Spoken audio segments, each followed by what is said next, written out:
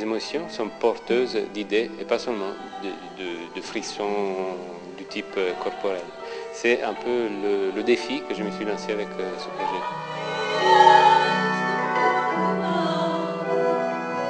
Le projet est motivant pour plusieurs raisons. D'abord parce que c'était avec Stefano, que c'est un compositeur que l'on s'en aime bien et moi aussi.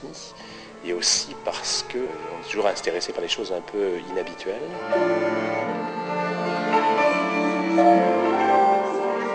Le fado est une chose assez captivante et encore une fois, quand Stefano m'en a parlé, j'ai trouvé l'idée intéressante. J'étais passionné par cette musique que j'ai découvert dans les années 90 quand j'habitais Paris. Par le biais du fado, j'ai vraiment compris que ma musique pouvait pas seulement être séduisante ou raffinée, mais aussi pouvait essayer de dire quelque chose qui bien sûr est inexprimable par des mots, mais bien visible par des émotions.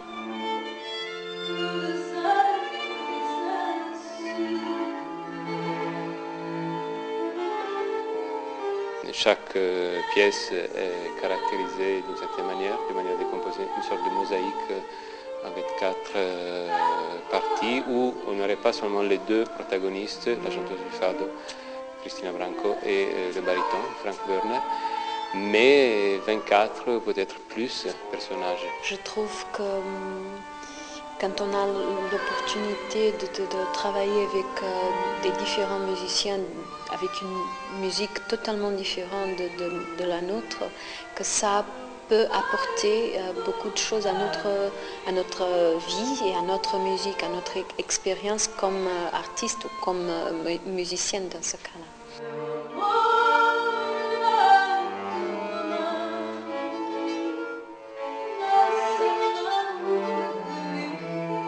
Stefano Cervasoni a écrit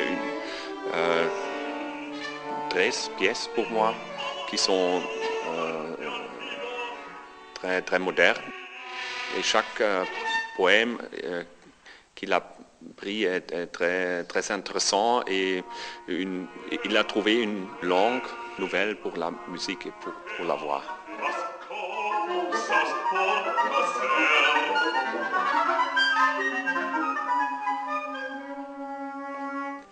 Toutes les pièces sont très spéciales. On peut rire un peu. C'est pas très sérieux toujours.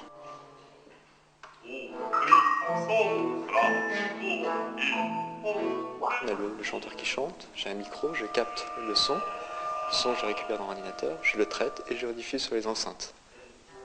Donc c'est ce qu'on appelle finalement l'électronique live ou alors l'électronique en temps réel. Mais le véritable voyage se fait dans la tête de l'auditeur, parce que l'auditeur est toujours obligé de sortir d'un fado pour entrer dans l'atmosphère qui est en train de se faire dans son nez. Donc il écoute le sonnet avec le souvenir émotionnel d'un fado.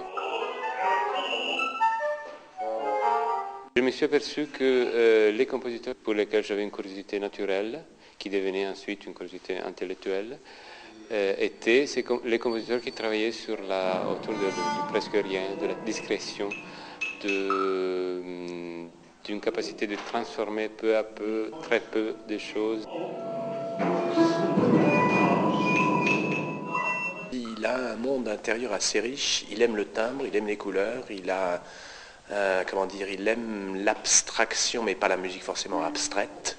Il aime les choses délicates, il aime les couleurs, il aime les mélanges de timbres, il aime les choses de cultures différentes. Il y a des sonorités au niveau des instruments qui donnent des images. C'est toujours, tous les thèmes, ils ont des images de Lisbonne ou des sentiments qui sont beaucoup plus proches des sentiments portugais.